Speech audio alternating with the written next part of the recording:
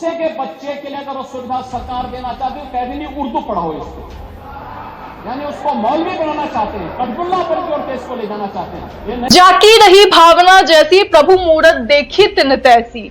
लेकिन आखिर यूपी के सीएम योगी आदित्यनाथ के भावना कैसी है कि मुसलमानों के नफरत में डूबे होने के कारण, आंखें होने के बावजूद वो धृतराष्ट्र जैसी बातें करते हैं। आश्चर्य है हमारे देश में, जहां लोग बिना उर्दू शब्द के एक दिन नहीं गुजार सकते, बल्कि खुद सीएम योगी आदित्यनाथ भी बिना उर्दू शब्द के एक बार भी अपना वक्तव्य पूरा नहीं कर सकते।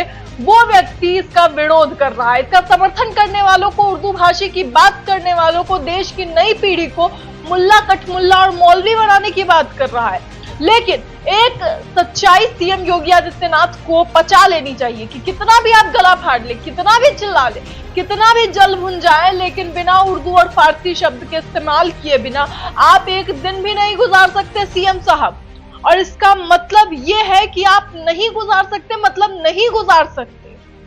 और दूसरे के बच्चे के लिए अगर वो सुविधा सरकार देना चाहती है, कह देनी उर्दू पढ़ाओ इसको, यानी उसको मौलवी बनाना चाहते हैं, कटबुल्ला पर की ओर देश को ले जाना चाहते हैं, यानी उसको मौलवी बनाना चाहते हैं, कटबुल्ला पर की ओर देश को ले जाना चाहते हैं। ये नहीं कर सकता।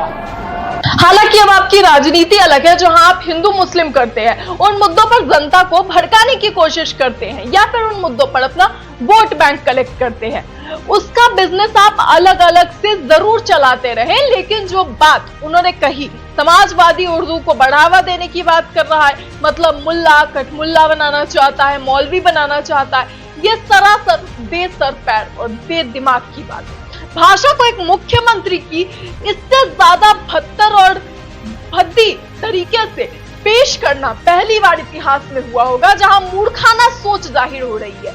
भारत के इतिहास में न जाने कितने ही ऐसे बड़े बड़े हिंदू लेखक, संगीतकार, शायर हुए जिन्होंने उर्दू के बेहद खूबसूरत संगीत, शायरियां और न सिर्फ इतना बल्कि कहानियां भी लिखी है।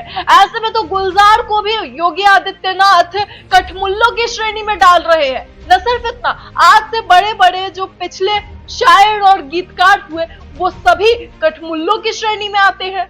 फिर तो रघुपति सहाय और फिराक गोरखपुरी, जो गोरखपुर से ही थे, उन्हें भी मुख्यमंत्री ने इतिहास की सबसे बड़ी और गंदी गाली दी है।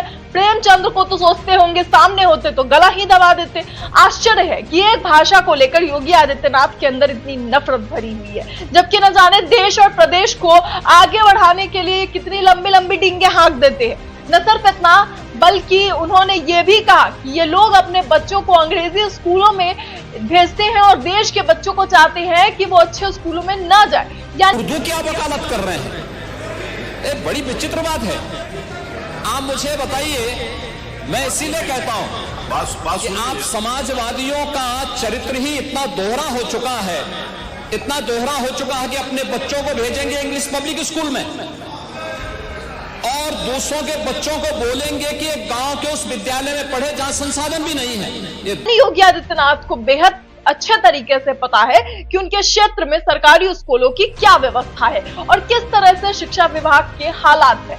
लेकिन सुधार तो तब हो जब हिंदू मुस्लिम से बाहर निकलकर आने वाले भविष्य की सुधार की तैयारी की जाए। अगर सुधार क्या, यहाँ तो भाषा पर ही चर्चा समाप्त नहीं हो पा रही। आपको बता दें कि यहाँ कोई बहुत बड़ी चर्चा नहीं हो रही थी, बल्कि उत्तर प्रदेश विधानसभा में केवल अवधी, ब्रज और बुंदेलखंडी को अलग अलग भाषा के तौर पर दर्जा देने की चर्चा की जा रही थी। और इसी बहस के बीच में ये सारा मुद्दा शुरू हो गया, जहां समाजवादी नेताओं ने कहा कि आप हिंदू भाषा को कमजोर करके अंग्रेजी भाषा को मजबूत करना चाहते हैं, जहां पर योगी आदित्यनाथ भड़क उठते हैं। योगी आदित्यनाथ की बात माने तो सभी बड़े शायर और लेखक जो हुए वे सभी कठमुल्ले हो गए। अहमद फराज की बात कर ले, सुल्तानपुरी की बात कर ले, आनंद दास की, नीरज की बात कर ले, संतोष आनंद की बात कर ले, या फिर लता मंगेशकर की बात करें, जिन्होंने अपनी भाषा में सुधार और अपने शब्दों में गहराई और भी खूबसूरती लाने के लिए उर्दू की अलग से क्लास ली थी।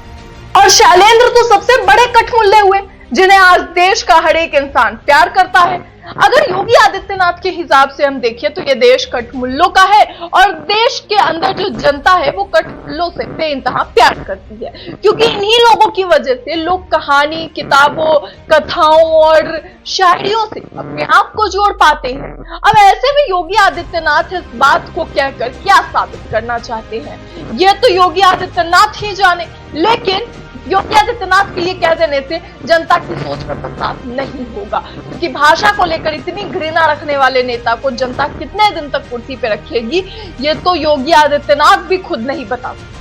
योगी जी, अब आप भी मान लीजिए कि आप रोजाना जिन शब्दों का इस्तेमाल करते हैं उसमें से लगभग 1/4 शब्द होते हैं जो उर्दू के होते हैं, जिसे आप भी नहीं समझ सकते, क्योंकि उन शब्दों को लोग हिंदी में उसे हिंदी का शब्द बोलकर मानते हैं। और सबके बावजूद अगर आपको इस बात का इतना भी इल्म हो तो अपनी सोच और समझदारी में कुछ सुधार जरूर कर ले।